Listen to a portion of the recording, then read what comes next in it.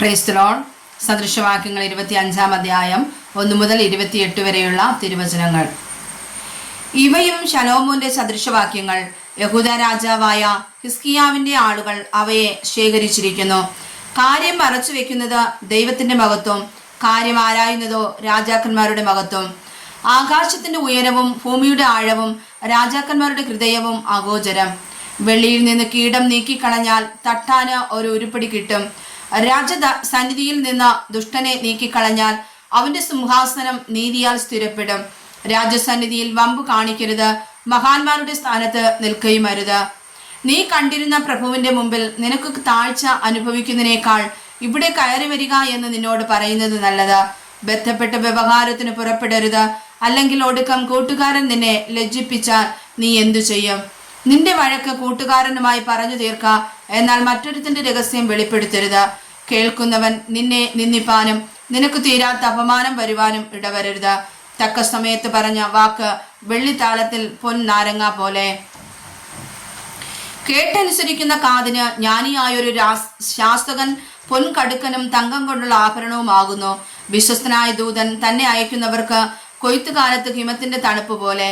അവൻ യജമാനന്മാരുടെ ഉള്ളം തണുപ്പിക്കുന്നു. ദാനങ്ങളെ ചൊല്ലി വെറുതെ പ്രശംസിക്കുന്നവൻ മഴയില്ലാത്ത മേഘവും കാറ്റും പോലെയാകുന്നു. ദീർഘശാന്തി കൊണ്ട് ന്യായാധിപന് സമ്മതം വരുന്നു. മൃദുവായുള്ള നാവ് അസ്ഥിയെ നുറുക്കുന്നു. നിനക്ക് തേൻ കിട്ടിയാൽ വേണ്ടുന്നതേ ഭുജിക്കാവോ, അധികം നിറഞ്ഞിട്ട് ഛർദ്ദിപ്പാൻ ഇടവരരുത്. കൂട്ടുകാരൻ നിന്നെ കൊണ്ട് മടുത്തു നിന്നെ വെറുക്കാതെ ഇരിക്കേണ്ടതിന് അവന്റെ വീട്ടിൽ കൂടെ കൂടെ ചെല്ലരുത്. കൂട്ടുകാരന് വിരോധമായി കള്ളസാക്ഷ്യം പറയുന്ന മനുഷ്യൻ മുട്ടികയും വാളും കൂർത്ത അമ്പും ആകുന്നു. കഷ്ടകാലത്ത് വിശ്വാസപാതകനെ ആശ്രയിക്കുന്നത് മുറിഞ്ഞ പല്ലും ഉളുക്കിയ കാലം പോലെ ആകുന്നു. വിഷാദമുള്ള ഹൃദയത്തിന് പാട്ട് പാടുന്നവൻ ശീതകാലത്ത് വസ്ത്രം കളയുന്നത് പോലെയും യവശാരത്തിന്മേൽ ചൊറുക്ക പകരുന്നത് പോലെയും ആകുന്നു. ശത്രുവിന് വിശക്കുന്നുവെങ്കിൽ അവന് തിന്മാൻ കൊടുക്ക, ദാഹിക്കുന്നുവെങ്കിൽ കുടിപ്പാൻ കൊടുക്ക. അങ്ങനെ നീ അവന്റെ തലമേൽ തീക്കനൽ കുന്നിക്കും. യഹോവ നിനക്ക് പ്രതിഫലം നൽകുകയും ചെയ്യും. വടതിക്കാറ്റ് മഴ കൊണ്ടുവരുന്നു.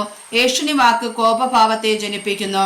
ഷണ്ട കൂടുന്ന സ്ത്രീയോടുകൂടെ പൊതുവീട്ടിൽ പാർക്കുന്നതിനേക്കാൾ മേൽപ്പുരയുടെ ഒരു കോണിൽ പാർക്കുന്നത് നല്ലത്. ദാഹമുള്ളവന് തണ്ണീർ കിട്ടുന്നതും ദൂരദേശത്തു നിന്ന് നല്ല വർത്തമാനം വരുന്നതും ഒരുപോലെ. ദുഷ്ടന്റെ മുമ്പിൽ കുലുങ്ങിപ്പോയ നീതിമാൻ കലങ്ങിയ കിണറിനും മലിനമായ ഉറവിനും സമം. തേനേറെ കുടിക്കുന്നത് നന്നല്ല, പ്രയാസമുള്ളത് ആരായുന്നതോ മഹത്വം.